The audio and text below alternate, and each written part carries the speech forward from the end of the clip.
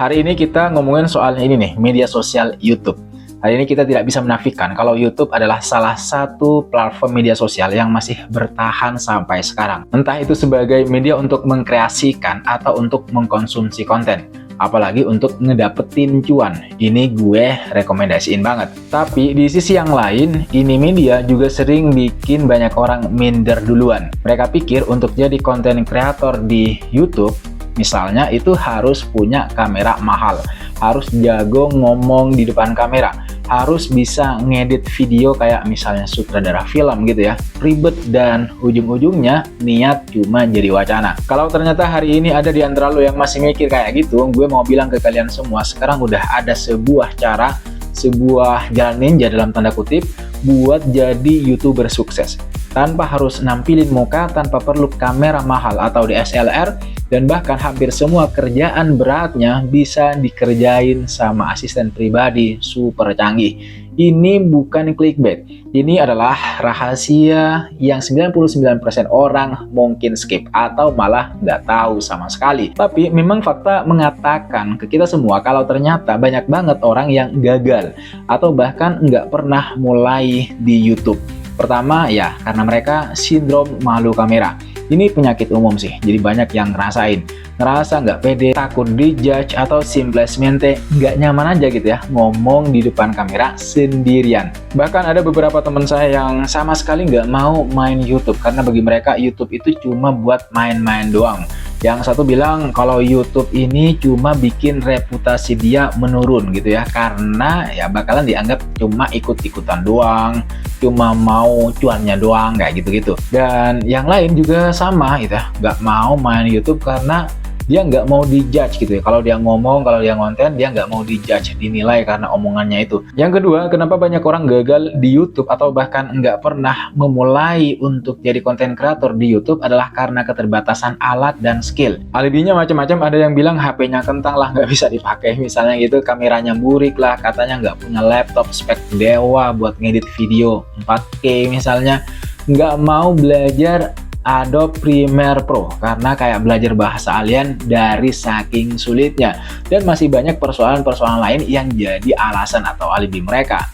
Ketiga, dan ini yang paling krusial, soal waktu. Bikin satu video YouTube yang proper itu bisa makan waktu berjam-jam, bahkan berhari-hari. Mulai dari riset, nulis skrip, kemudian rekaman, ngedit, bikin thumbnail.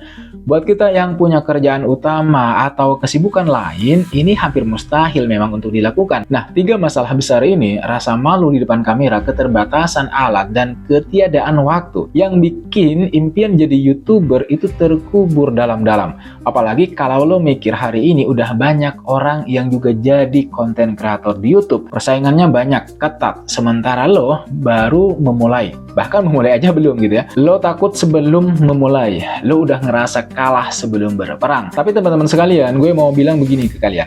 Kalau ternyata lo punya masalah pada skill, nggak pede karena nggak bisa ngedit misalnya, atau kalian punya masalah dengan waktu, kalian nggak punya banyak waktu buat ngeriset ide misalnya, riset materi, atau buat ngedit, tenang aja karena sekarang udah ada AI, Artificial Intelligence. Lo nggak usah minder karena takut bersaing dengan channel-channel besar yang udah jutaan subscribernya, atau channel-channel besar yang gila-gilaan kualitas videonya. Konten di YouTube itu bukan soal bagus enggaknya editan lo, bukan soal editing yang kompleks, misalnya pakai animasi segala macam gitu, harus pakai laptop mahal atau aplikasi profesional seperti bikin film, pakai Adobe Premiere dan lain sebagainya, bukan. Berkreasi di YouTube yang perlu lo perhatiin pertama kali adalah niche yang tepat. Ini pondasi yang paling krusial, paling penting, tapi juga langkah yang paling sering disepelekan.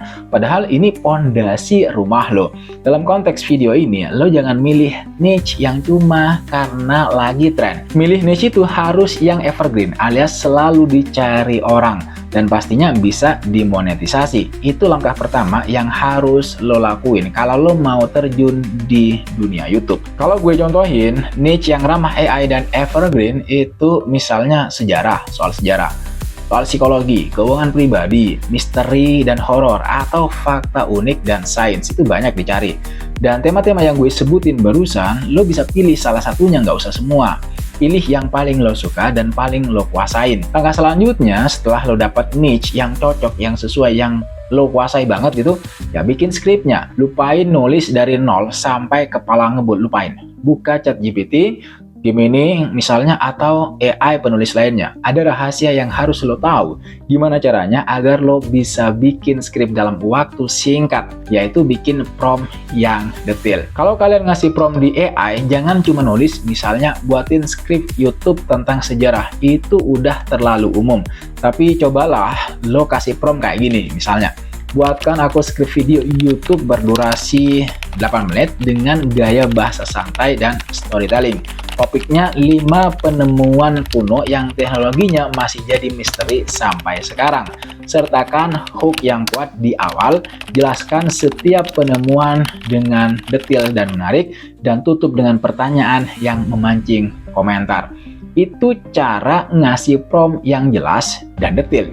Setelah lo ngetik prompt kayak gitu yang detail, dalam hitungan detik aja lo bakal dapat draft script lengkap.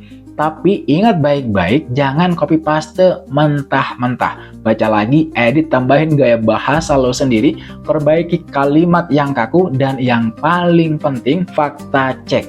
Karena AI itu bisa salah, jadi tugas lo adalah memastikan informasinya akurat.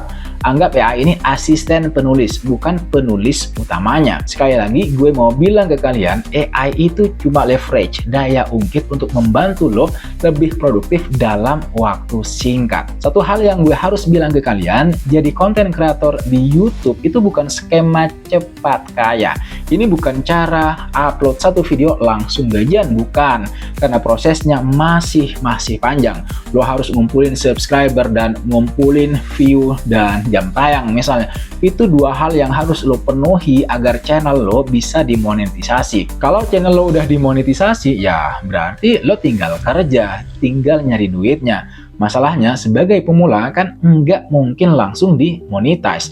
Itu sebabnya saya mau bilang ke kalian, kalau jadi konten kreator terutama di YouTube misalnya, itu adalah menjaga konsistensi. Konsistensi itu penting banget. Konsistensi adalah raja. Apalagi algoritma YouTube itu suka channel yang rutin upload konsisten. Artinya dalam konteks ini, nama besar itu nggak perlu dikhawatirin, karena yang disuka YouTube itu bukannya nama besar, tapi konsisten upload. Entah 1 kali dalam 3 hari atau 2 kali dalam seminggu. Ya memang kita tidak bisa menafikan nama besar itu juga berpengaruh pada ya banyaknya views yang datang ke channel YouTube. Tetapi sekali lagi, sebagai pemula kita tidak perlu khawatir soal itu. Lo hanya perlu bikin konten, bikin video, upload secara konsisten. Nanti dengan sendirinya views itu bakal datang, penonton, audiens itu bakal datang dengan sendirinya. Ya wajar kalau video pertama lo nanti viewsnya 50, 56, atau 100, ya wajar karena itu video pertama lo. Video pertama lo terus viewsnya udah 100, itu udah jauh lebih mendingan. Ada yang satu video atau konten pertama mereka itu viewsnya 23. Artinya luar biasa kalau dalam satu video pertama views kalian itu udah nembus 100, itu udah luar biasa gitu. Dan itu patut disyukuri karena ya pekerjaan di YouTube itu adalah pekerjaan yang konsisten, continuous. Artinya mindsetnya bukan ngupload satu konten, ngupload satu video langsung ribuan viewersnya, bukan. Karena pekerjaan YouTube konten gitu uploadnya harus konsisten. Jadi poinnya yang pertama adalah konsisten upload. Itu penting banget untuk memancing algoritma. Kemudian setelah konsisten baru lo mikirin soal kualitas. Karena walau bagaimanapun kualitas itu tetap nomor 1. Maksud gue, meskipun pakai AI, jangan sampai lo bikin konten sampah. Pastikan skripmu itu menarik, narasinya enak didengar, dan visualnya juga relevan. AI itu sekali lagi adalah alat, kreativitas dan quality control itu tetap ada di tangan lo. Itulah kenapa sentuhan manusia itu emas. Kenapa tadi gue bilang skrip harus diedit? Ya, karena sentuhan personal, gaya bahasa yang unik, itu yang bikin penonton ngerasa connect dengan konten lo. Kemudian yang terakhir, butuh kesabaran. Karena harus diakui, butuh waktu untuk channel baru bisa berkembang dan dimonetisasi. Dimana syaratnya harus memenuhi syarat 1000 subscriber dan 4000 jam tayang. Dua syarat utama itu. Jadi kesimpulannya, hambatan terbesar untuk memulai atau menjadi konten kreator di YouTube seperti malu di depan kamera, nggak punya skill, nggak punya alat, atau nggak punya waktu bahkan, sekarang udah bisa diatasi.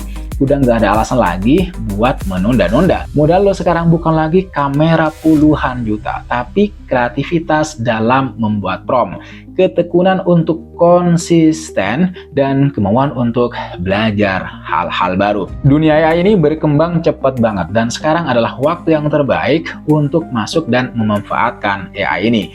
Ini adalah kesempatan emas yang 99% orang masih abaikan, karena mereka pikir jadi YouTuber itu harus tampil. Karena sebenarnya lo bisa aja bikin faceless channel. Apalagi di balik layar, revolusi konten AI itu sedang terjadi besar-besaran hari ini. Gimana menurut kalian? Apakah kalian udah kepikiran ide atau niche apa yang bakal lo bikin di channel lo? Kalau lo udah dapet ilham atau inspirasi, silahkan lo komen di kolom komentar di bawah. Gue penasaran banget pengen lihat ide-ide kreatif kalian. Gitu ya, langsung mulai, gak usah tunda-tunda. Jangan lupa buat like video ini kalau kalian ngerasa video ini ngasih inspirasi, ngasih insight baru. Subscribe channel Lativianto kalau kalian tidak pengen ketinggalan pembahasan-pembahasan seru lainnya, dan share video ini ke teman-teman kalian yang mungkin lagi butuh inspirasi buat ngembangin potensi mereka. Makasih banyak udah nonton video ini sampai selesai. Makasih banyak buat kalian yang sudah subscribe, buat kalian yang sudah ngasih komentar, kritik, masukan, pertanyaan, dan lain sebagainya. Sekali lagi terima kasih. Jangan lupa like, komen, dan subscribe. Nyalakan notifnya. I'll see you in the next video.